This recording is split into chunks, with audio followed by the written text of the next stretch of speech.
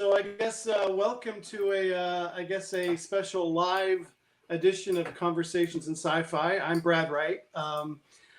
The handsomer of the two gentlemen with me is Laurence Moroney, who is also the. Saw that coming a mile away. Sorry, David. I was on tenterhooks. Which one? We're friends. Laurence Thank you, Brad. is the lead AI advocate for Google, and is clearly the smartest person we will be talking today. And the other person needs no introduction.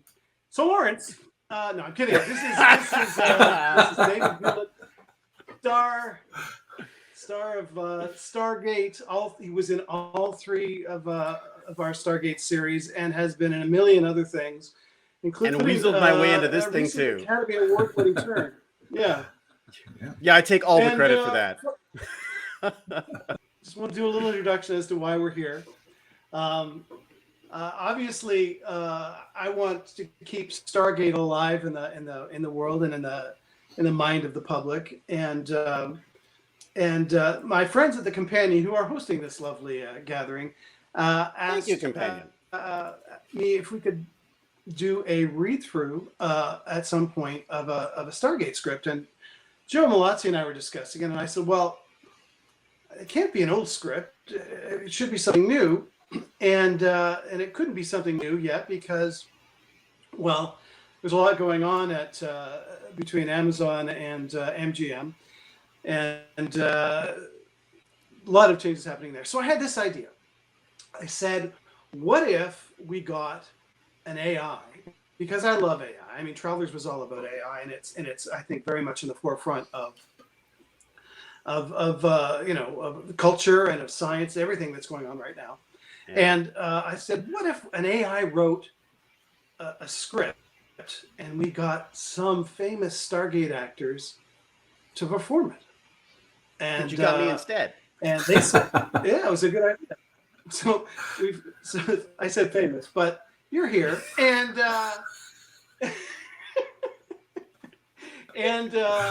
they thought that would be a fun idea. And then they thought, well, where are we going to find the AI who would do this? And I said, listen, if we put it out there, I bet somebody is going to raise their hand. Enter Laurence Moroney, who said in a tweet, if only you knew a guy who could do exactly what you're asking.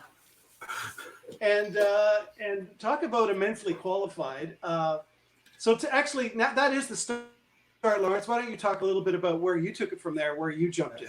Well, I mean, one of the things I love to zero in on is like when we talk about artificial intelligence, we tend to use that as like a singular phrase. But like if we break that apart a little bit and we think, okay, intelligence, what is intelligence? And there's so many definitions. There's so many definitions out there, and there's so many ways of measuring it and quantizing it. But my favorite is there's a writer, Michio Kaku. I don't know if you know him. Yeah. You know, and he defined intelligence as how far you can see into the future. And at first, you kind of scratch your head and like, really? But when you think about it a bit, like for example, gaming. When people who are really smart at chess are the ones who are looking way ahead down the board and evaluating all the combinations. And we wrote with DeepMind, we wrote like a thing that beat the world champion at Go because it's able to look further into the future than the Go world champion was able to do. Oh wow! And so then, if we bring that back to writing, now it's a case of if you think about like if you're writing a script, the present is a blank page, the future is a page with words on it, right? So the intelligence part of it is how do we kind of predict that future? And so then the artificial side of that then becomes, well, how do I engineer a system that can predict the future? And, so for example, if it's a game, it does look ahead for chess or Go or those kind of things. And if it's writing, then it's a case of, well, how do I predict the future of like a page with words on it instead of an empty page? And the only way that I can do that is then look at previous words, right? And look at the patterns that are present in previous words and to try and construct new sentences and new phrasings based off of the previous ones to fill up a page with them. And that's, to me, is like, you know, a great writer like Brad, and I'm not just saying that because you're here, Brad, but it's one of the things that it can never really replace a real writer. Because a real writer doesn't predict the future. They create the future. They figure out, I want this story to go this particular way, and I know these people are here, and, you know, I'm going to create some foreshadowing and some surprises and all of that kind of thing. And it's like, that's what a real intelligence will do. But it's still based on Brad's knowledge, existing knowledge and existing experiences as a writer and as a reader and this stuff, is it not? I mean, how much of that sounds familiar to you, Brad, when you talk about how the AI is creating the scripts? Well, I mean, in a way, that's what we're planning. A writer plans the future. A writer plans the future for their characters on the page, because they don't know necessarily what's going to happen next. So that's kind of interesting. I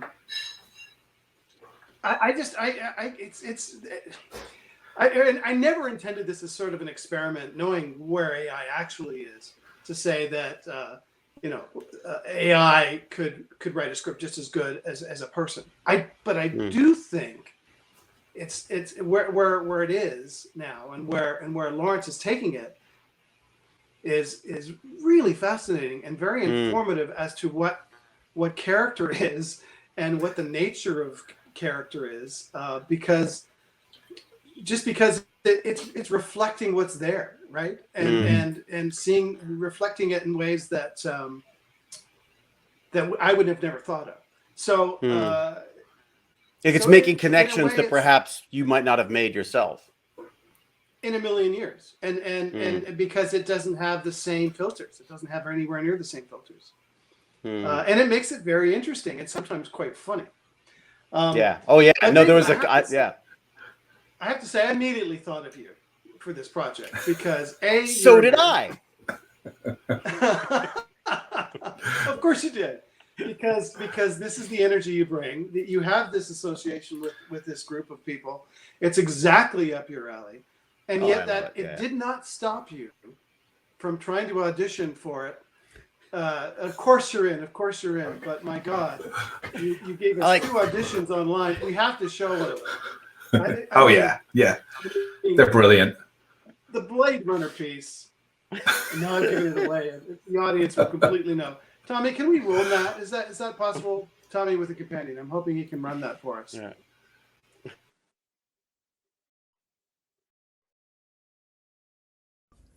My name is David Hewlett. I am 6'2". I'm reading for the role of MckAI, and today I want to do this was my favorite. It's my favorite scene in science fiction. This is the death on the rooftop of the seminal film Blade Runner. Okay. Can we just? You struggling with that? Yeah, we'll get started. Okay. Yeah. Okay. Does that look right? How much of me are you seeing here? Are you seeing? Above the nipples. So if I tense up it, how's that? Does that look muscly? Yeah, I don't know if anyone want to see that. But okay, how's that? Do you see the bird now? Oh yeah. Okay, is that a puffin? It is, yeah. Well, I mean, I don't know. Normally I think it's a pigeon. P. I figure it's a bird. Yeah, it's a symbolic of the bird. Yeah. Okay, and then do you see my hand? No. Not really. Sort of. Great. A little bit, Okay, so that's. Yeah, you should be fine. You should be fine. Okay, ready? Okay, ready? Yeah. Okay, ready?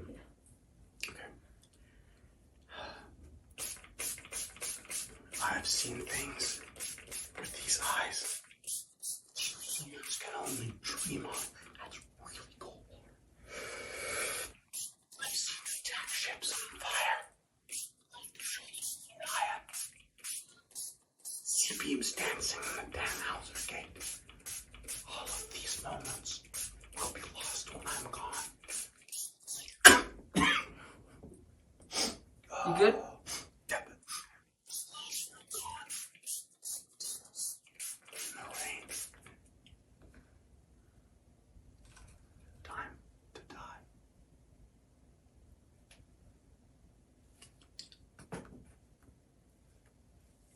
Puffins fly?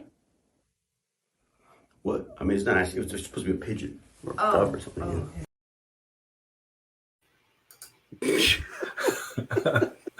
How could I not say yes? What doesn't scream highly intelligent computer to you more than that? That has to go down as the best audition of all time. Not enough actors bring a spritzer. I gotta say, I'm impressed with my son's straight man off camera.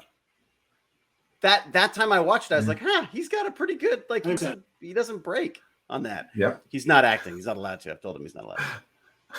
There's only room for one actor in this family, and it's me. But that was quite the audition. I have to say, that was spot on. It's important to commit, Laurence. You got to commit to these things, you know. Absolutely. And I noticed one thing between all the different auditions, that your height was different. Oh, you noticed that? Yeah. Yeah, it was like Baz said that. Baz was like, "How tall are you?" He said, "I don't." I said, "Who knows?" Yeah, exactly. Yeah. No, I was once mocked at an audition for saying that I was 5'9.5", and so I've always been incredibly like self-conscious of saying 5'9.5" now. So I thought in this one I would just like basically every time I did a new take, I would just change my height, you know, until I'm actually now I think I'm now taller than Jason at this point. Yeah, so. And the audition that got you in was the one where you were the tallest. So I think there's a bit of height there. Like, yeah. So apparently, I bet you if you ran that through your machine learning model, that you'd see that a lot of big actors are in fact quite tall. Like they are imposing figures in life as well as on camera.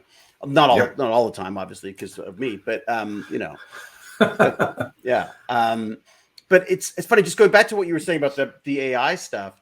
Something that I've noticed, and I actually use Stargate as an example for it, is that people are always will look at stuff the early days of these things and go like, it's never gonna look at that. It's terrible. It's never gonna work. And I always come back to Stargate and HD, where everyone was like, oh, film, you could never replace film. Film is like, you never gets the real this, that. And of course, within 5-10 years, the film is now an anomaly only peculiar people like Nolan can use. You know what I mean? Good call. That the technology just it improves so much faster once it started, if that makes sense. Absolutely, they started playing with it, and you must be seeing just huge jumps and strides with the AI stuff now. Yeah, and that's generally it. And I think the same thing. We should talk about. I just want you to talk a little bit more about your approach to this and how you did it. Yeah, happy to. So I think the first thing was that we started like just looking at how do we get the data from the scripts, right? And how do we kind of evaluate things like when somebody speaks to McKay, how does McKay respond? And it ended up being like writing a lot of plumbing code and that kind of stuff for it. And we were getting nowhere. We kind of failed fast with that one. So one of the things that we ended up deciding to do then was to say, well, what if we can create a new language to structure screenplays? And so that, that'd make them much more easily machine readable. And then once we did that, then suddenly that like unblocked a logjam so that we could start training lots of models. So the idea is like we have this cluster of models that I've trained, so how does McKay react to dialogue? How does McKay react to action? How does another character react to dialogue and action? Or if McKay says something, how does the action follow that? Right? So if McKay just says, I'm going to push this button, if you've ever said something like that in the show, what would the following action description look like? So doing all of these transitions. That's usually that's how the episodes usually start. Yeah. So I mean, right now, so I have all these models, and I'm kind of doing a little bit of a manual process, kind of linking them all together. I liken myself to McKay at the back of a puddle jumper with all the pieces around and like trying to, push that button. And so that's one of the improvements that we're working on, is to maybe make a little bit more automated orchestration. Do you get to yell and mock and deride people as well, though? You gotta get that in there. You really got to get that in there. I mean, important part of it, yeah.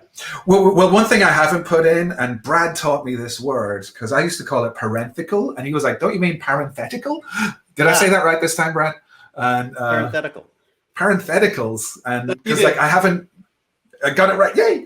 So I haven't gotten them into the scripts yet, but like that would be one of the things. Is like so okay when somebody says something to McKay might answer with words, but what would the parenthetical be? Is he being sarcastic? Is he shouting? Is he laughing?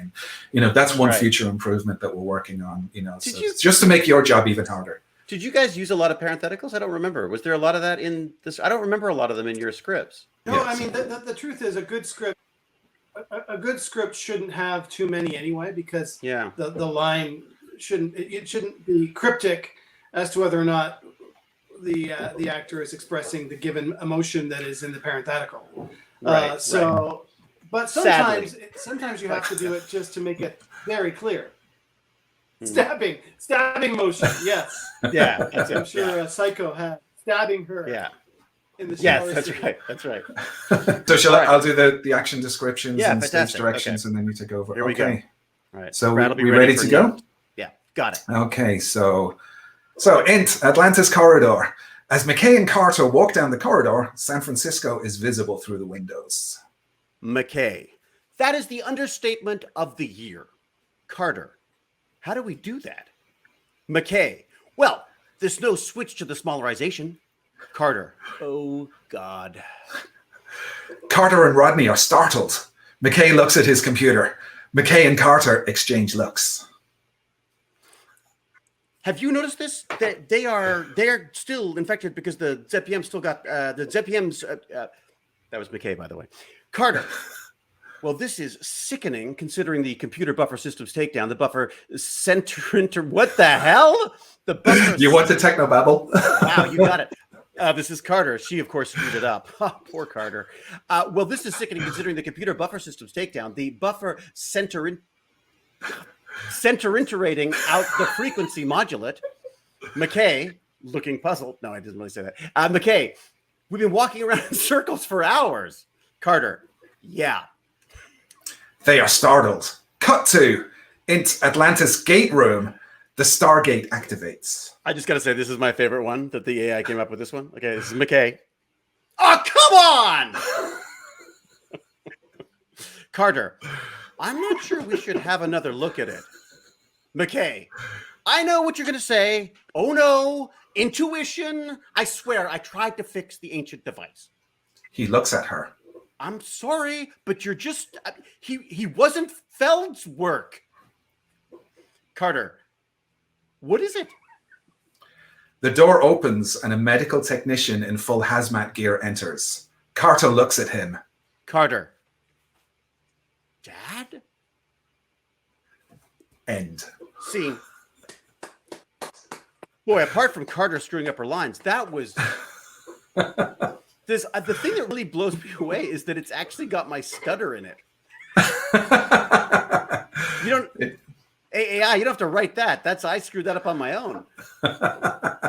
That's the whole sequence to sequence thing. So like if the line with the stutter was captured, then there's a sequence with like, McKay going, it, or something along those lines. But one of the interesting things in this one was like it came up with new words, right? Like centinerating and smallarization. Smallarization, I love that. Quick, get the smallarization beam. I think they made a movie about that, didn't they? Oh, that's true. Yeah, there you go.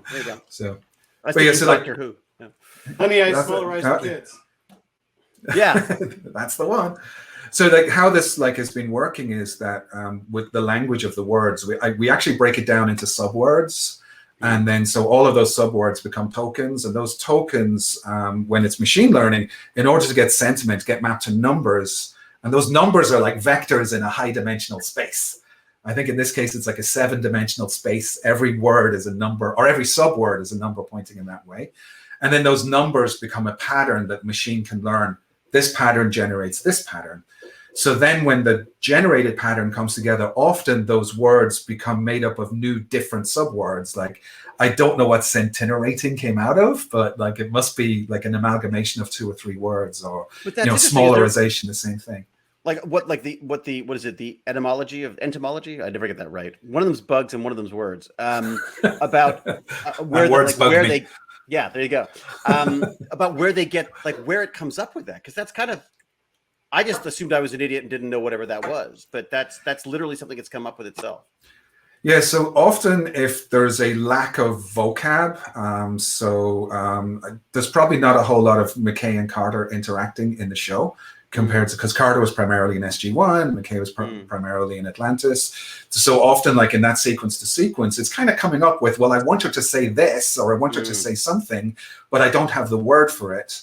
And often that will throw out what's called an out of vocabulary token. But then sometimes when we're using subwords, it kind of like mushes 2 or 3 subwords together. Like, scent is probably a subword, and innerate maybe, or inner at, and then ing is another subword, and ends up like mushing the three of these together. So we get these. And can you see the numbers that it's come up with? Like, I mean, can you see like how many scenes there are between McKay and another person, or like, could you see that data, or is that all sort of hidden within the breakdown? No, you can see that data. Right now, this version that we were building this one with is just McKay responding to everybody. But one of the things I want to do, but I also want to refine it so that, like, okay, if McKay is chatting with Carter, let's build a model to see how McKay would respond to Carter. And then, if we feed some words to McKay, here's how he responds to everybody, here's how he responds to Carter. And then you can calculate a probability on both of these, and then maybe pick the one with the highest probability. You've actually picked a hard one, because McKay's reactions with Carter's, I do think, are actually unique amongst the other. Wouldn't you say that, Brad? That there's like there's kind of a unique quality between those two. Whereas like between well, there was like Shepard and I, or Beckett and I, there's a certain sort of disdain in general about I was just going to say that McKay was obviously madly jealous of Carter's mind, and also he crushed on her a little bit. Let's be honest. Well, I strongly disagree, and and you've got a 5-second buffer, so there. We have a bunch of guest questions. We have some guest questions. Cool. And we have some special guests, and we want to queue them up and play them for you. So why don't you do that, Tommy? Okay, I have one question. I can't wait to see what the AI writes at this stage, but my question is, how far away do we think that we are to an AI writing something like really convincing? And will it ever be possible? And the bigger question is, are we going to replace actors?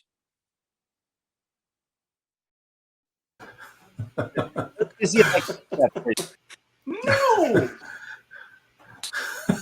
He was pretty buff, wasn't he? I feel intimidated. I gotta get a better position for my mic, for my camera. Look at, I'm gonna have to. Or I could work out, I suppose. But well, I think it's a great question, and I personally believe the answer to that is no. I don't think it can ever replace great writers. But what I do think we can do, and we're heading towards that, is to come up with tools that help great writers get better. And like if you think about like various like automation tools that have been out there, like in word processors, having spell checkers, right? Or having things that like check your grammar for you, that hasn't put editors out of a job. It's just helped people be better and be more efficient. And I think with something like this, I don't think we can ever replace a writer, but certainly during the ideation phase, or if a writer wants to test out some things, or maybe discovered like unconnected links between characters, that there's a whole green field of tools there that I think can assist writers. And I think that's the things that we're beginning to see even crop up in this little experiment. And so that would be my answer to Michael's question about that one. And as far as replacing actors is concerned, that's not really like what like an AI thing can do, but there's really great stuff being done with CGI. I don't know if you saw recently ABBA. Have you seen what they've been doing? The ABBA Avatar thing. Yeah. Yeah, that they're going to do a concert with 3D CG characters, of them when like what they looked like during the 70s. And it's not quite there yet. It still looks a little cartoony, but it's probably better than watching them kind of hobble across the stage in Zimmer frames. I hope they don't mind me saying that. But so, and again, like I think there are always things out there with technology to enhance existing artists and make existing artists better. But I'm very bullish on that type of thing rather than replacing. There was a very cool technology that I saw where they were using AI to lip sync. So when you dubbed a movie, it would actually move the lips in the right position. Which just like that kind of stuff is very cool to me. Although there's still an uncanny valley there that I catch on.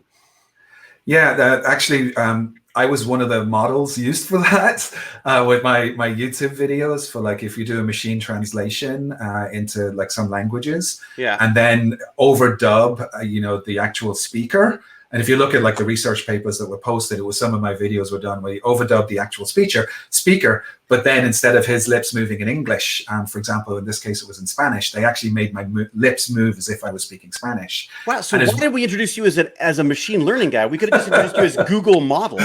That's me. I'm like the hand model now, or the mouth moving model. But it was kind of cool. Before model. But they definitely had the uncanny valley. There was like I call it rubber face kind of thing being done. So certainly advancements like that to be able to enhance an existing, like for example, maybe if you were to make a new Stargate show, but you wanted that in Spanish instead of overdubbing it, the actors would now look like they're speaking Spanish or look like they're speaking other languages and that kind of thing, rather than replacing them. So I much prefer that than replacing them. It's true. Yeah. You can never replace you, David. The problem with that is that you may change, and I've noticed that dialogue gets changed in order to fit the mouth, and it sometimes changes it completely compared to. So you're hearing, like if you ever watch something that is subtitled and dubbed at the same time, they're two completely different things because they're trying to fit the mouth, or they're trying to manipulate the mouth the easiest way. I hate that. The subtitles are what they said, and what that's best for me. Or when they get it wrong, it drives me crazy. Tommy, let's run another guess. Hey everybody, greetings from Newfoundland. Brad, this sounds like a really exciting project, but I gotta ask, aren't you the least bit concerned about the AI gaining sentience and sending people back in time to alter the timeline? Because that's been known to happen.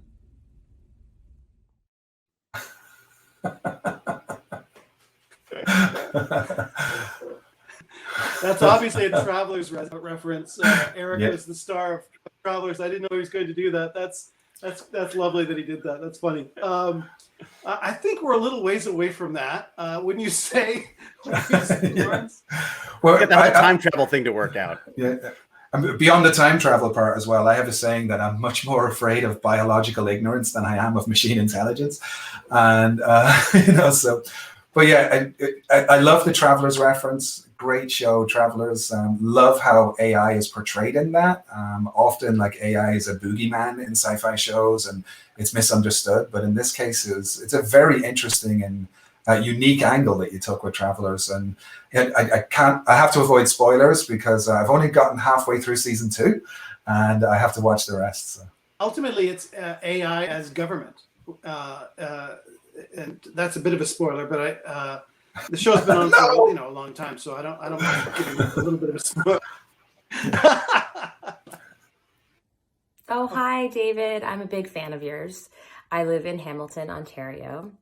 And I just wanted to ask you a couple of questions, actually. I noticed that you've been working quite a bit more since turning the age of 65. And I wanted to know how that came to be and how that's going for you, because, it can be really hard working at such an advanced age. And then the other question I wanted to ask you was if there's anyone in your family who you really look up to, even someone who's maybe younger than you, quite a bit younger than you, someone who you find, their work really exciting and inspiring. Is there anyone in your family who inspires you, who's younger than you? Thank you. I can't think of anyone. No, a complete complete blank on that one. For some reason, I can't think of anyone younger than me who could inspire me. No. That was my real sister, whichever I have to explain to everybody, is actually my real sister. They're like, "Oh my God, you guys did you guys hate each other?" I was like, "Yeah, we hate each other. We're actually related." She's had a kid. Let's see an AI do that. And of course, she didn't ask anything on topic. Thank you, Kate. We just have. I think we are at the point now where we want to start hearing some questions that have been asked by fans, and Tommy's going to put them up on the screen. Some of them are pre-submitted, and some of them are live. Very good. All right. AI seems great for repetitive tasks. How good is it for creative tasks like writing a Stargate script? So it's a great question. And, you know, I think it's really, as we were discussing earlier on, I think it's really good for assisting a real writer, or we can get to the point where it'll be really good for assisting a real writer, maybe with ideation, or maybe with dialogue, or maybe coming up with new words like we did here. But like I was saying earlier on, like, you know, great writers don't kind of predict the future, they make the future on the page. And I think that's something that, you know, something that's uses machine learning to learn from the past to kind of predict the future could never do. I know they say never, but you know, I'm going to say never. But you don't think there's a chance that they could analyze enough creative content to come up with creative content? Because isn't that what we do? Isn't that kind of what we do? We process as much as we possibly can, and then we start making those connections on our own.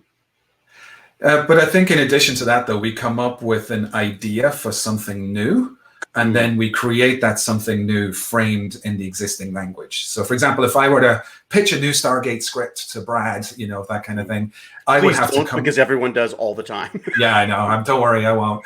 But if I were to do so, I would have to come up in my mind with a new and original story. I probably have an end where I wanted to go. I have a few turning points along the way. And then I would look to the past for like inspiration, and how does McKay talk about a situation like this, and what was the name of the spaceship, and have they been to this planet before, and those kind of things to fill in the bones on the flesh. And I'm a terrible writer, but that's how I would do it. And I think a good writer would probably have an even better process than me. And that's where I would like, you know, you can go back and you can analyze like enough data and think you can come up with the patterns. But again, you're still just coming up with a pattern based on something historic, as opposed to creating something new and fresh. There's the old story that, like, you know, if you give an infinite number of monkeys an infinite number of typewriters, you know, they could rewrite the works of Shakespeare. But the key word there is infinite, right? You know, we can't use infinite. You know, we can give a lot of monkeys a lot of typewriters, you know, that kind of stuff. But with a lot of monkeys with a lot of typewriters would never come up with Shakespeare, you know. So if you think about, and like, so we tend to think in those terms when saying, oh, maybe an AI will be able to come up and like replace somebody, but we don't have an infinite amount of data or an infinite amount of compute power. So, you know, we can't recreate Shakespeare or Stargate or anything like that as well. Oh, another one. Did the AI pick out any other words from Teal'c than indeed? I'm going to have to defer the answer to that one to avoid potential spoilers. Ooh, indeed. I'm Brad Wright. If you like that, check out the free trial membership on the Companion website. That's www.thecompanion.app.